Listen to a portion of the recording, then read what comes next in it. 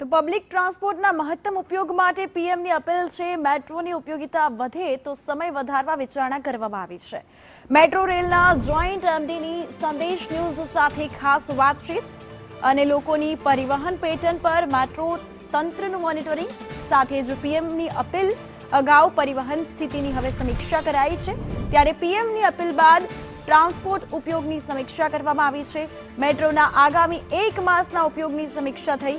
તમામ સ્થિતિનું આંકલન કરીને બોર્ડ નિર્ણય કરશે.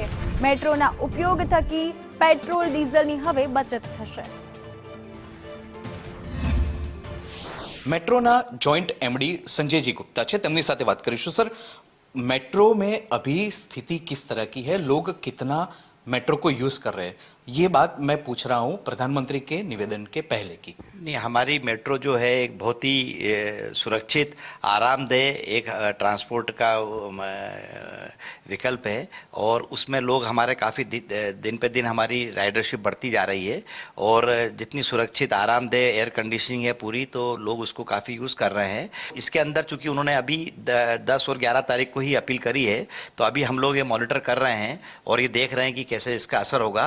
साथ में ही आपको ये पता होगा कि प्रधानमंत्री जी ने ये भी अपील करी है कि वर्क फ्रॉम होम करें ज़्यादा, जिससे कि पेट्रोल डीजल कम लगे. सर, एग्जैक्टली वही बात को आप किस तरह से मॉनिटर कर रहे हैं? उनके निवेदन के बाद को अब राइडरशिप में किस तरह से मॉनिटरिंग होगा मेट्रो रेल कॉर्पोरेशन का? हम लोग जो हमारी पुरानी राइडरशिप थी उसको देख रहे हैं और जैसे वर्क फ्रॉम होम होगा तो कुछ लोग ऑफिस नहीं आएंगे, घर नहीं काम नहीं करेंगे, तो घर पे रहेंगे, तो वो लोग निकलेंगे नहीं रोड पे, तो हमारी जो राइडरशिप है वो थोड़ा सा उससे बैलेंस होगा क्योंकि कुछ लोग नहीं निकलेंगे. लेकिन ये मेट्रो तो ठीक है, पर पूरे भारत देश के लिए ये जो है ज़्यादा अच्छा है क्योंकि इससे यदि वर्क फ्रॉम होम होगा तो ना तो डीजल पेट्रोल लगेगा, ना इलेक्ट्रिसिटी भी खर्च होगी.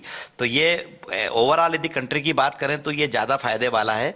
तो दोनों का अब कैसे उसको बैलेंस होगा, उसका क्या असर आएगा, वो अभी हम लोग मॉनिटर कर रहे हैं. हम लोग सारी चीज़ों का आकलन करके और इसमें ज़रूर हम यदि कोई होगा तो उचित निर्णय लेंगे. क्या राइडरशिप बढ़ रही है और सारी चीज़ों का हम आकलन करके और इसमें जो भी होगा उचित निर्णय लिया जाएगा. इसका પ્રધાનમંત્રીની અપીલ બાદ પબ્લિક ટ્રાન્સપોર્ટનો યુઝ કરી રહ્યા છે, મેટ્રોનો કેટલો યુઝ કરી રહ્યા છે તે બાબતનું તમામ મોનિટરિંગ અત્યારે મેટ્રો રેલ કોર્પોરેશન દ્વારા કરવામાં આવી રહ્યું છે અને ત્યારબાદ આ અંતર્ગત મેટ્રોની ફ્રીક્વન્સી કે પછી મેટ્રોના ટાઈમિંગ વધારવા તે બાબતનો નિર્ણય લેવાઈ શકે છે.